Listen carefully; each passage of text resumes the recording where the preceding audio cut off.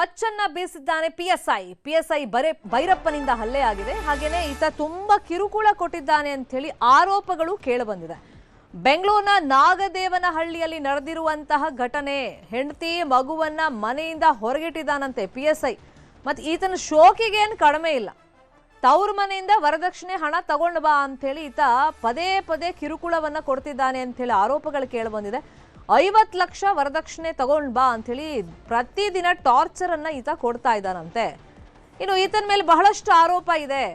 ಬರೀ ವರದಕ್ಷಿಣೆ ಕಿರುಕುಳ ಅಷ್ಟೇ ಅಲ್ಲ, ಈ ಪಿಎಸ್ಐ ಭೈರಪ್ಪಂಗೆ ಬೇರೆ ಹುಡುಗಿರ ಸಹವಾಸ ಇದೆಯಂತೆ. ಬೇರೆ ಹುಡುಗಿರ ಜೊತೆಯಲ್ಲಿ ಈತ ವಾಟ್ಸ್ಆ್ಯಪ್ ಚಾಟಿಂಗ್ ಅನ್ನ ಮಾಡಿದ್ದಾನಂತೆ. ಇದಿಷ್ಟೇ ಅಲ್ಲ, ಇನ್ನು ಪಿಎಸ್ಐ ಭೈರಪ್ಪ ಬ್ಲೇಸರ್ನಲ್ಲಿ ಕಾಂಡೋಮ್ ಕೂಡ ಪತ್ತೆಯಾಗಿದೆಯಂತೆ. ಪಿಎಸ್ಐ ವಿರುದ್ಧ ದೂರು ಕೊಟ್ಟರೆ ಪೊಲೀಸರೇ ನಿರ್ಲಕ್ಷ್ಯ ಮಾಡ್ತಿದ್ದಾರೆ ಅಂತ ಹೇಳಿ ಆರೋಪಗಳು ಕೇಳಿಬಂದಿದೆ. ಒತ್ತಡಕ್ಕೆ ಮಣಿದು ಕೇವಲ ಎನ್ಸಿಆರ್ ಅನ್ನ ಮಾಡಿದಾರಂತೆ ಕೆಂಗೇರಿ ಪೊಲೀಸರು.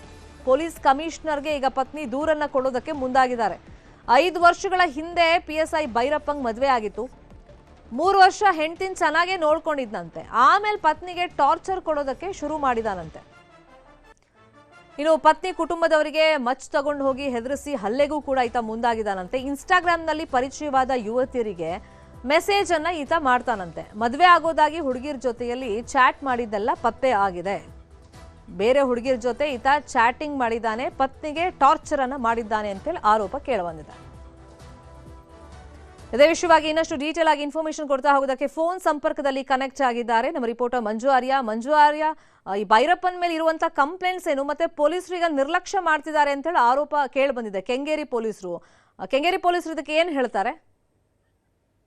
ಶರ್ಮಿತಾ, ಭೈರಪ್ಪ ಅಂತ ಪೊಲೀಸ್ ಸಬ್ ಇನ್ಸ್ಪೆಕ್ಟರ್ ಅವರು. ಇವರು ಸಬ್ ಇನ್ಸ್ಪೆಕ್ಟರ್ ತನ್ನ ಹೆಂಡತಿಗೆ ನಿರಂತರವಾದಂತಹ ಕಿರುಕುಳವನ್ನು ಕೊಡ್ತಿದ್ರೆ, ಜೊತೆಗೆ ತವ್ರ ಮನೆಯಿಂದ ಒಂದಷ್ಟು 50 ಲಕ್ಷ ರೂಪಾಯಿ ಹಣವನ್ನ ತಗೊಂಡ್ ಬಾ ಅಂತ ಹೇಳಿ ಟಾರ್ಚರ್ ಮಾಡ್ತಿರುವಂತ ಒಂದಷ್ಟು ಆರೋಪಗಳನ್ನ ಮಾಡ್ತಿರುವಂತದ್ದು. ಇದ್ರ ಜೊತೆಗೆ ಒಂದಷ್ಟು ವಿಡಿಯೋಗಳನ್ನು ಕೂಡ ಅಷ್ಟೇ ಆ ಒಂದು PSI ಭೈರಪ್ಪನ ಪತ್ನಿ ಮಾಡ್ಕೊಂಡಿದ್ದಾರೆ. ಅದರಲ್ಲಿ ಮಚ್ಚನ್ನ ಹಿಡ್ಕೊಂಡು ಅತ್ತೆ ಮಾವನನ್ನ ಹೊಡೆಯೋಕು ಕೂಡ ಅಷ್ಟೇ PSI ಹೋಗುವಂತ ಒಂದು ದೃಶ್ಯಾವಳಿಗಳು ಕೂಡ ಇದಾವೆ. ಇದರ ಜೊತೆಗೆ ಒಂದಷ್ಟು ಚಾಟಿಂಗ್ ಕೂಡ ಬೇರೆ ಹುಡುಗಿಯ ಜೊತೆ ಅಕ್ರಮವಾಗಿ ಇವರು ಸಂಬಂಧವನ್ನು ಹೊಂದಿದ್ದಾರೆ ಅನ್ನುವಂತ ಒಂದಷ್ಟು ಆರೋಪಗಳನ್ನು ಕೂಡ ಈಗಾಗಲೇ PSI ಪತ್ನಿ ಮಾಡ್ತಾ ಇದ್ರೆ.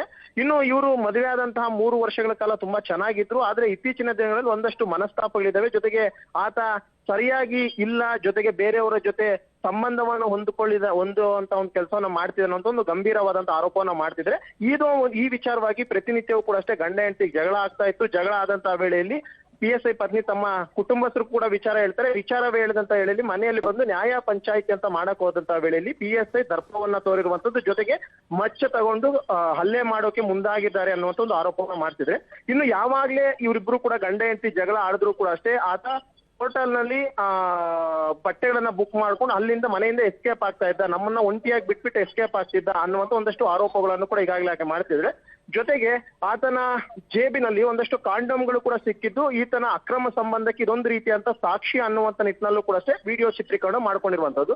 ಇನ್ನು PSIನ ಪತ್ನಿ ಸಂಪೂರ್ಣವಾಗಿ ಈ ಒಂದು ಘಟನೆ ಬಗ್ಗೆ ಹಲ್ಲೆ ಮಾಡುವಂತದ್ದಾಗಿರ್ಬೋದು, ಬೇರೆಯವರನ್ನ ಮನೆಗೆ ಕರೆಸುವಂತದ್ದಾಗಿರ್ಬೋದು, ಇಂತಹ ವಿಚಾರಕ್ಕೆ ಸಂಬಂಧಪಟ್ಟಂತೆ ಒಂದಷ್ಟು ವಿಡಿಯೋ ಚಿತ್ರೀಕರಣವನ್ನು ಮಾಡ್ಕೊಂಡು ಸದ್ಯಕ್ಕೆ ಈಗಾಗಲೇ DGIGಗೂ ಕೂಡ ಕಂಪ್ಲೇಂಟ್ ಕೊಡಕ್ ಹೋಗ್ತಿದ್ದಾರೆ. ಯಾಕಂದ್ರೆ ಇಲ್ಲಿ DGIG ಕಂಪ್ಲೇಂಟ್ ಕೊಡಕ್ ಏನಕ್ಕೆ ಹೋಗ್ತಿದ್ದಾರೆ ಅಂತಂದ್ರೆ, ಈ ಕೆಂಗೇರಿ ಪೊಲೀಸರು ಯಾವುದೇ ರೀತಿಯಂತ ಒಂದು ಕ್ರಮಕ್ಕೆ ಮುಂದಾಗಿಲ್ಲ, ಕೇಸ್ ರಿಜಿಸ್ಟರ್ ಮಾಡ್ತಿಲ್ಲ ಅನ್ನುವಂತ ಒಂದು ಆರೋಪದ ಮೇಲೆ ಸದ್ಯಕ್ಕೆ DGIG ಕಚೇರಿಗೆ ದೂರು ಕೊಡಕ್ ಮುಂದಾಗಿರುವಂತದ್ದು. ಶರ್ಮಿತಾ, ಈಗ ಮನೆಯಿಂದ ಹೊರಗಡೆ ಹಾಕಿದ್ದಾರೆ ಅಂತಾನೂ ಆರೋಪ ಕೇಳಿ ಬಂದಿದೆ. ಅಂದ್ರೆ ಪತ್ನಿಯನ್ನ ಮತ್ತೆ ಮಗುವನ್ನ ಅವರಿಗೆ ಎಲ್ಲಿ ವಾಸ ಮಾಡ್ಕೊಂಡಿದ್ದಾರೆ, ಅದ್ರ ಬಗ್ಗೆ ಮಾಹಿತಿ ಮಂಜು?